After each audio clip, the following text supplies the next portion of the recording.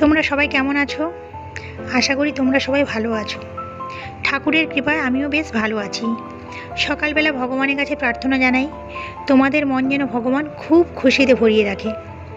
আজকে হলো রবিবার, এখন বাজে সকাল 7:30। আমি ঘরের বাসি কাজ সেরে চলে এসেছি ঠাকুরের পুজো করতে। আজকেও আমি চলে এসেছি এক নতুন ব্লগ নিয়ে।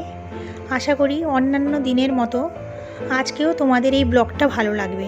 সকালবেলা উঠে পুজো করলে মন ও শরীর খুব ভালো থাকে। আমার সারাদিনটা আমার খুব ভালো যায়। আমার মনে হয় আমি শরীরে একটা আলাদা এনার্জি পাই। তখন দেখি বাড়ির বাদবাকি কাজগুলো খুব তাড়াতাড়ি হয়ে যায়। সকাল আমি কার্টেনটা কেচে রেখেছিলাম, তো এখন ওটা পরিয়ে দিচ্ছি। আর ওদিকে আমি ঠাকুরকে বিস্কিট খাইয়েছি এখন। আর দুপুরবেলা পায়েস বানিয়ে নেব, একটু বেশি করে আমি পায়েস বানিয়ে নিই। তো ওটা আমি সন্ধ্যা দেওয়ার সময় একবার খাইয়ে দিই আর দুপুরবেলা একবার খাইয়ে দিই। কার্টেনটা আমার টাঙানো হয়েই এসছে। এবার মেয়েকে লস্যি দেবো, লস্যি বানিয়ে রেখেছি। আর ওদিকে আমার ছেলে দুষ্টুমি করছে, দেখো ওর দিদির লস্যিটা যাতে পড়ে যায় ওই জন্য ও লাফিয়ে চলেছে।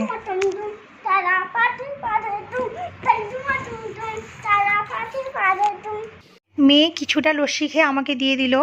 ওই লস্যিটুকু খেয়ে আমি কিচেনে এবার চলে এলাম। সকালের ব্রেকফাস্ট বানাবো আর দুপুরের লাঞ্চ বানিয়ে নেব। একদিকে কড়াইতে গরম জল দিয়ে ফুলকপিটাকে আমি হালকা সেদ্ধ করে নেব, কারণ ফুলকপিতে যে পোকাগুলো থাকে ওই গরম জলে দিলে ফুলকপির পোকাগুলো বেরিয়ে যাবে। আর একদিকে আমি উচ্ছে ভাজা করতে বসিয়েছি। আর বাচ্চাদের আমি সকালবেলা চকোস খাইয়ে দিয়েছি, ওদের ব্রেকফাস্ট হয়ে গেছে। এবার একদিকে আমি রুটি বানিয়ে নেব আর ফুলকপির জলটাকে আমি ঝরিয়ে একদিকে রেখে দেবো। সকালবেলা কিচেনে খুব রোদ আসে, আর আমি স্ট্যান্ডটা যখন পিছনে রেখে ভিডিওটা করি তখন পুরো কালো হয়ে যায়, দেখাই যায় না।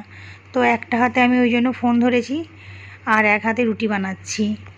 তো এই গরমে ঘামতে ঘামতে রুটি করতে করতে আমার একটা কবিতা মনে আসছে। ঘরণী মাতা ফুঁসছে রাগে, তাপ যে আর রয় না বাগে। মনে হয় বিশ্ব এবার তাপে যাবে পুড়ে, গরমে হা হুতাশ তাই ঘরে ঘরে। প্রকৃতি আজকে নিচ্ছে প্রতিশোধ, হিসাব মিলাচ্ছে কড়ায় গণ্ডায়। জলাভাবে ব্যাঙ্গালোরে জেগেছে বোধ, এবার কোপ পড়ল সোনার বাংলায়। কবিতা আমি ওইরকম বিশেষভাবে জানি না, যা মনে এলো তাই বললাম। যদি কিছু ভুল বলে থাকি মাফ করে দেবে তোমরা। তো আমি এদিকে বেগুন ভাজা বসিয়ে ওইদিকে ওয়াশিং মেশিনে কাপড়গুলো কাচতে দিয়ে এসেছি। এদিকে এসে দেখছি বেগুন ভাজাটা আমার কিছু হয়েই এসছে। এবার নিম পাতার গুঁড়ো দিয়ে আমি নামিয়ে নিলাম। পাবদা মাছ ভাজছি, তো একটা পিঠ ভাজা হয়ে গেছে। অপর দিকটা উল্টে দিয়ে আমি যে কটা বাসন বেরিয়েছে ওই কটা বাসন মেজে নেব। আজকে রবিবার ছুটির দিন। ছুটির দিন হলেও আমরা যারা হাউসওয়াইফ আমাদের কিন্তু ছুটি নেই। আমাদের ছুটি বলে কোনো দিনই হয় না। সারাদিন কাজ করতে করতে যেটুকু টাইম ফাঁকা পাই ওই টাইমটুকু বাচ্চাদের জন্য।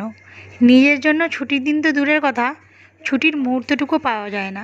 ঘরে বাচ্চা থাকলে তো আর বলার কিছুই নেই। তোমরা জানো যাদের ঘরে একটা নয়, আমাদের ঘরে দুটো বাচ্চা। আর আমার মেয়ের তো আরও বেশি দুষ্টু ছেলের থেকে।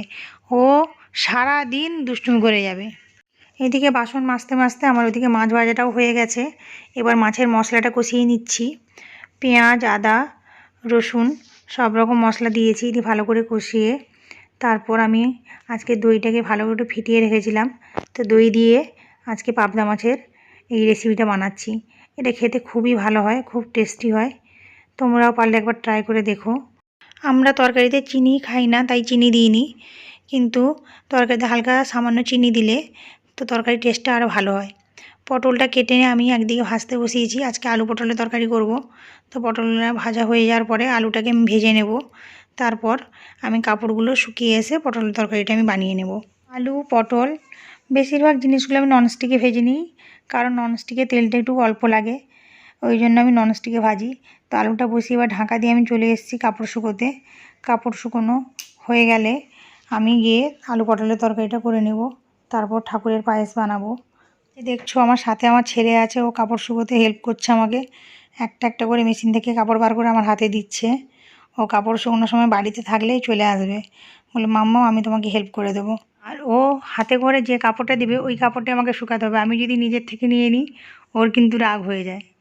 আমার কাপড় শুকানো প্রায় হয়েই এসছে। এবার আমি চলে এসেছি কিচেনে। কিচেনে এসে মশলাটাকে ভালো করে আগে নেড়ে নিচ্ছি। তারপর আমি আলুটা আগে দিয়ে দেব, কারণ আলুটা শক্ত থাকে। আলুটা আগে দিয়ে তারপর আমি পটলটা দেব। কিছুক্ষণ নাড়াচাড়া করে নিয়ে পরিমাণ মতো লবণ দিয়ে তারপর জল দিয়ে ঢাকা দিয়ে দেব। তারপর হয়ে যাবে আমার আলু পটলের তরকারি। যে কোনো কাজ যতই বড় হোক না কেন, যদি আগে থেকে আমরা ভাবনা চিন্তা করে কাজে নামি, প্ল্যান করে নামি, তাহলে যে কোনো কাজই ইজি হয়ে যায়। আমার রান্না কমপ্লিট হয়ে গেছে, ভাতটুকু বাকি আছে। বাচ্চাকে স্নান করিয়ে এসে ভাত একদিকে করব আর একদিকে ঠাকুরের ভোগ বানিয়ে নেব। তোমরা যারা আমার ভিডিও প্রতিদিন দেখছো, আমার পাশে আছো, তোমাদের জানাই অসংখ্য ধন্যবাদ। আমার চ্যানেল যারা সাবস্ক্রাইব করেছো, তোমাদেরকেও জানাই আবারও একবার অসংখ্য ধন্যবাদ। এইভাবে তোমরা আমার পাশে থেকো, সাথে থেকো। যারা আমার চ্যানেল এখনও সাবস্ক্রাইব করোনি, তোমাদের যদি এই ব্লগটা ভালো লাগে তাহলে তোমরা সাবস্ক্রাইব করে দিও। তোমাদের সাপোর্ট ছাড়া আমি এগোতে পারবো না, তাই তোমাদের সাপোর্ট চাই বন্ধুরা।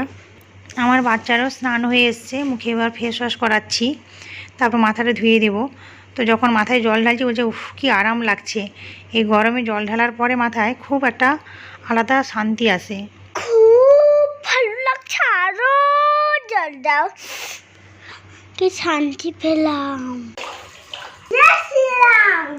কি রে মজা হয়েছে স্নান করে? আজকের ব্লগটা আমি এখানেই শেষ করছি বন্ধুরা। যদি আমার এই ব্লগটা তোমাদের ভালো লাগে তাহলে প্লিজ লাইক করে দিও এবং সাবস্ক্রাইব করে নিও। তবে আজকের মতো চলি বন্ধুরা, টাটা।